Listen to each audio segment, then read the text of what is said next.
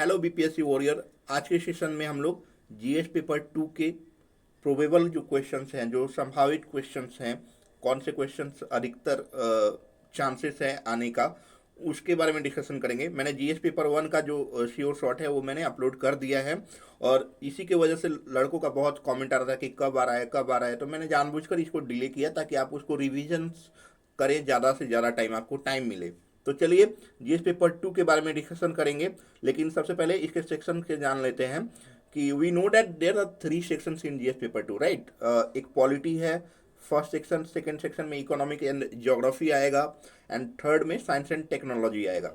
तो चलिए एक एक करके डिस्कशन करेंगे, लेकिन डिस्ट्रीब्यूशन मतलब क्वेश्चन डिस्ट्रीब्यूशन कैसे आएंगे, कितने क्वेश्चन आएंगे, उसके बारे में डिस्कशन करेंगे। तो पॉलिटी में 3 क्वेश्चन आएगा, ठीक है। 4 में से 3 क्वेश्चन आपको करने हैं, राइट। 4 क्वेश्चन आएगा जिसमें से आपको 3 क्वेश्चन है करने होंगे। 38 मार्क्स का कैरी करेगा प्रत्येक क्वेश्चन, जिस यानी टोटल 114 का ये सेक्शन रहेगा पॉलिटी का। तो पॉलिटी बहुत इंपॉर्टेंट होगा क्योंकि आपके पास सिर्फ 4 ही ऑप्शन है और 4 में से 3 करने हैं, राइट। तो बहुत ही इंपॉर्टेंट है, आपको कोई क्वेश्चन इसमें से छोड़ना नहीं है। उसके बाद इकोनॉमिक ज्योग्राफी में सेम है कि 4 ऑप्शन दिए रहेंगे, आपको 3 क्वेश्चन करने होंगे। 38 मार्क्स का प्रत्येक रहेगा, और 114 मार्क्स टोटल इसमें से भी आएंगे। अब साइंस एंड टेक की बात करें तो इसमें 4 क्वेश्चंस हैं, ठीक है। स्किप करने के लिए सिर्फ आपके पास 2 रहेगा, और उसमें से आप 2 क्वेश्चंस को करने होंगे, और 38 मार्क्स का ये आएगा, यानी ये भी पेपर 300 मार्क्स का आता है, ये आपको पता है। चलिए अब क्वेश्चंस करने से पहले मैं आपको अ, और एक चीज़ बता देता हूँ कि आप प्रीवियस ईयर क्वेश्चंस बहुत इंपॉर्टेंट होता है। पॉलिटी करते हैं या कोई भी सेक्शन करते हैं तो previous year question factual based जो क्वेश्चंस आते हैं, राइट, करंट अफेयर्स को छोड़ के, तो आप प्रीवियस ईयर क्वेश्चन जरूर करें, ठीक है। पॉलिटी में भी मैंने बोला है कि प्रीवियस ईयर क्वेश्चन में जैसे प्रियम्बल हुआ, फंडामेंटल राइट्स हुए, फंडामेंटल ड्यूटीज हुआ, डीपीएसपी यानी directive principles of state policy हुआ, जुडिशियल रिव्यू हुआ, जुडिशियल एक्टिविज्म हुआ, power and functions of the governor, power and working election commission of India. ये तो बहुत इंपॉर्टेंट हो जाता है क्योंकि बंगाल में इलेक्शन है और बहुत सारा तामझाम हो रहा है, धमाल हो रहा है, किसी को इसको बैन उसको बैन, तो ये बहुत ही इंपॉर्टेंट हो जाता है। उसके बाद से role of caste and class in Indian politics due to elections, elections चल रहे हैं और बिहार असेंबली इलेक्शन हुआ, तो ये इंपॉर्टेंट हो जाता है। Objective and features of the panchayati Raj in India, तो पंचायती राज का इलेक्शन होने वाला है बिहार में, तो उसके लिए भी इम्पोर्टेंट हो जाता है। इंडियन फेडरलिज्म, तो ये सारे जो क्वेश्चंस हैं ना बहुत इंपॉर्टेंट है। इसके अलावा previous year questions factual based आप जरूर करके जाएं, क्योंकि वहाँ से मैक्सिमम क्वेश्चंस आपका बीपीएससी पूछता है, राइट। अब करंट इश्यूज में आए तो सबसे इंपॉर्टेंट जो हो जाता है वो इसेंशियल कॉमोडिटीज अमेंडमेंट बिल, जो फार्म बिल आया है, उसमें 3 एक्ट है, आपको पता ही है। तो वो ये चीज़ें आपको पढ़नी है, राइट। तो फार्म बिल पे मैंने लगभग 1 से 1.5 घंटा का वीडियो सेशन डाला हुआ है, आप उसको देख सकते हैं। थोड़ा सा बोर लगेगा क्योंकि लेंदी हो जाता है, जब हम लोग लंबा सेशन खींचते हैं तो लेंदी हो जाता है, लेकिन उसमें सारी चीज़ें डिटेल्स बारीकियां आपको मिलेंगी। इसलिए आप सोते समय, मैंने उस समय भी बताया था कि आप सोते समय उसको 10 to 15 मिनट सुनो, और फिर अगला दिन क्या करो कि आप जहाँ तक सुने हो, आपको जहाँ तक याद है, आपके जहन में है, उसके बाद से शुरू करें। तो पहला जो करेंट इश्यूज का है, करेंट इश्यूज का एसेंशियल कमोडिटीज अमेंडमेंट बिल 2020। दूसरा है raising marriageable age for women, औरतों की जो शादी करने की जो लड़कियों की जो शादी करने की जो उम्र को बढ़ाने का ये बात चल रहा है, और प्रधानमंत्री जी ने भी ये अनाउंसमेंट किया है कि हम लोग बढ़ाने की कोशिश कर रहे हैं। तो उसका क्या इम्पैक्ट पड़ेगा, ठीक है, और उससे क्या लाभ होगा इकोनॉमिक एंड सोशल, मतलब समाज में और आर्थिक रूप से क्या लाभ होगा, उसके बारे में आप जरूर पढ़ लें इस कॉन्सेप्ट को, ओके, इस टॉपिक को। तो उसके बाद से कॉन्सेप्ट हो कॉन्स्टिट्यूशनल मोरालिटी, ठीक है, ये बहुत ही इंपॉर्टेंट हो जाता है, और इसके बारे में मैंने फार्म बिल्स के बारे में भी बताया कि कोई भी लॉ आता है तो उसका कॉन्स्टिट्यूशनल मोरालिटी क्या होता है, वो चीज़ें आप बेसिक वहाँ से पुट कर सकते हैं, नहीं तो मैं इस सेशन में डालूंगा। Comment on inordinate delay, cost of legal processes and inaccessibility impeding the effective delivery of justice to the common man. ये पहले भी हुआ था, पहले ये 3-4 साल पहले भी ये केस हुआ था कि कोर्ट में जजेस नहीं है। हाँ, तो बहुत सारे केसेस पेंडिंग हुए हैं, और उसका जो रिजल्ट आता है, जो उसका जो फाइनल जो रिजल्ट बोला बोला जाता है, तो वो बहुत डिले से आता है, राइट। तो वर्डिक्ट जो भी होता है, तो अभी वाइस प्रेसिडेंट ने सेम क्वेश्चंस रिपीट किया है, रेज किया है कि अभी भी कोर्ट की हालत बहुत ख़राब है, जज नहीं है वहाँ पे। ठीक है, बहुत सारे केसेस पेंडिंग हैं, और गवर्नमेंट की जो केसेस होती हैं वो तत्काल होती है, तो इससे आम आदमी को कितना नुकसान होगा, ये सारी चीज़ें, इस क्या प्रभाव पड़ेगा, ये सारी चीज़ें आपको इसमें लिखनी है। ठीक है, उसके बाद से ये बहुत इंपॉर्टेंट हो जाता है। उसके बाद से और आते हैं, discuss the role of administration and election commission of India to overcome the challenge of organising the Bihar assembly elections during कोविड-19 पेंडेमिक इन अक्टूबर नवंबर 2021।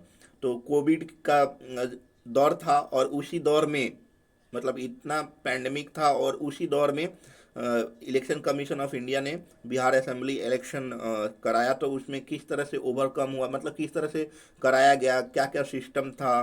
ठीक है, एक चैलेंजिंग था, मतलब वर्ल्ड में पूरा की कमी, कहीं भी ऐसे सिचुएशन में इलेक्शन नहीं कराया गया जहाँ पर मास गैदरिंग होती है। तो वो सारी चीज़ों को कैसे ऑर्गेनाइज किया गया, राइट, वो सारी चीज़ें आप अखबार से नोट डाउन करके आप करंट में, करंट का जो चीज़ है उसमें नोट डाउन करके आप लिख सकते हैं।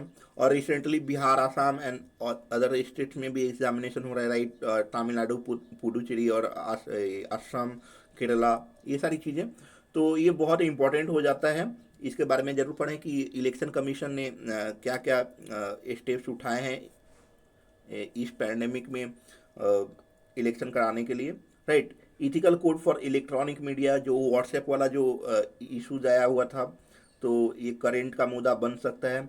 Supreme court on right to protest, कुछ लोग सुप्रीम कोर्ट में गए थे उसके बाद से कि कोविड-19 के वजह से ही लोगों को भगाया जा रहा था प्रोटेस्ट करने के लिए, तो वो सारी चीज़ें इंक्लूड करके आप लिख सकते हैं। ये बहुत ही इंपॉर्टेंट क्वेश्चन है। और ये फार्म बिल्स, इस पे मैंने तो 1 घंटा से भी ज़्यादा इसका सेशन किया हुआ है, और इसके सारे डायमेंशन के बारे में मैंने वीडियो में, उसमें उस सेशन में मैंने बात किया है, तो आप उसको ज़रूर देखें। ये बहुत ही इंपॉर्टेंट क्वेश्चन है, इसमें 3 एक्ट है, तीनों आएंगे, राइट।